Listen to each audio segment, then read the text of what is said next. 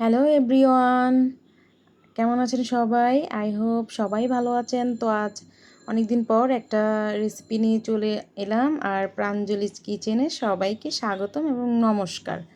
তো আজ একটা চিকেন ভুনা খিচুড়ি রেসিপি করে দেখাবো। এই যে এখানে 1 কেজি চাল আর আধা কেজি ডাল এখানে আগে ভেজে রেখেছি, 10 মিনিট ভেজেছি। ভেজে রেখে দিয়েছি, আলুগুলোকে সিদ্ধ করে ভেজে রেখেছি, পেঁয়াজ বেরেস্তা করে রেখেছি। তো চলুন চলে যাই পরের প্রসেসে। এখানে আমি 4 কেজি চিকেন নিয়েছি।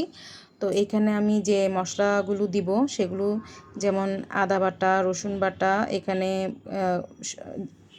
গুঁড়া মরিচ, গোলমরিচ, লবণ, হলুদ, জিরা গুঁড়া, ধনিয়া গুঁড়া, জাস্ট এগুলোই, আর কিছু না। এগুলো দিয়ে ভালো করে মেখে আমি মাংসগুলোকে ভেজে ভেজে নিয়ে রাখবো।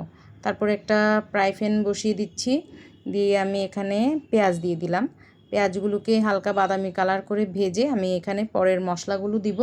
মশলাগুলো দেখাচ্ছি আপনাদেরকে। এখানে দারচিনি, এলাচি, তেজপাতা, জয়ত্রী, লং এবং কাবাব চিনি। তো এই মশলাগুলো দিয়ে আমি বাদামি কালার করে ভাজবো। ভাজার পরে এখানে আমি এখন এই যে আদা বাটা আর হালকা একটু রসুন বাটা, মানে আদা বাটা দিয়েছি 1 চামচ, রসুন বাটা 1 চামচ, কারণ যেহেতু আমি মাংসগুলো মাখার সময়ও দিয়েছি তাই একটু কম কম দিচ্ছি। তখন আমি 1 টেবিল চামচ দিয়েছিলাম এই জন্য।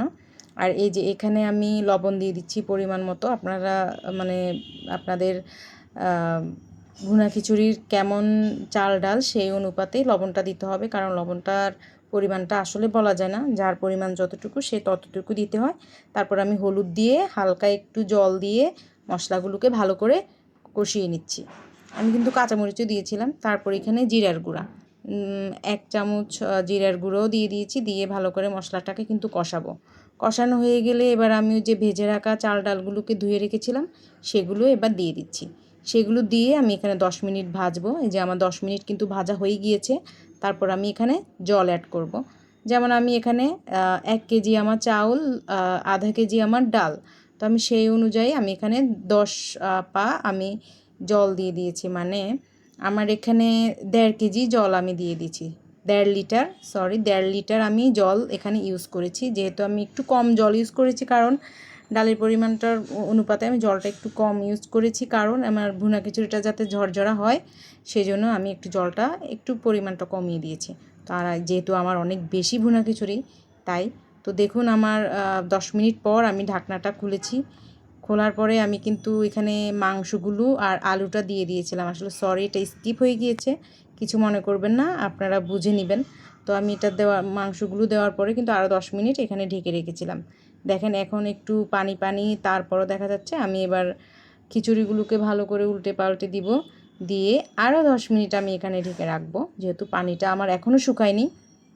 তো দেখুন আমার কিন্তু ভুনা খিচুড়িটা অলরেডি কমপ্লিট। এবার শুধু আমি এখানে ঘি আর পেঁয়াজ বেরেস্তা দিয়ে আমি এখানে 5 মিনিটের মতো ঢেকে রেখেছিলাম। তো এই তো 5 মিনিট পর আমি ঢাকনাটা খুলে দেখেন আমার ভুনা খিচুড়ির কালারটা, তারপরে আমার ভুনা খিচুড়ির ইয়াটা কেমন ঝরঝরা হয়েছে, কেমন সুন্দর হয়েছে। আমি বাস আপনাদেরকে দেখানোর জন্য, ড্যামো দেখানোর জন্য আমি এখানে একটা সার্ভিং ডিশে কিন্তু সার্ভ করে নিচ্ছি।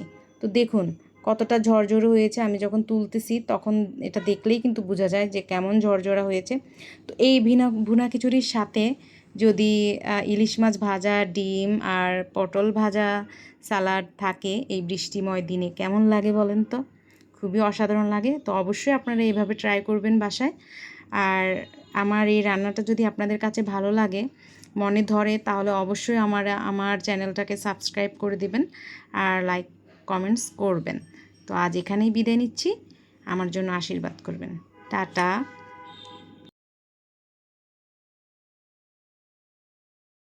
অবশ্যই ভালো হবে, আর আমার পেজটাকে একটু আপনারা লাইক কমেন্ট করে আমার রান্নাগুলো শেয়ার করে দিবেন।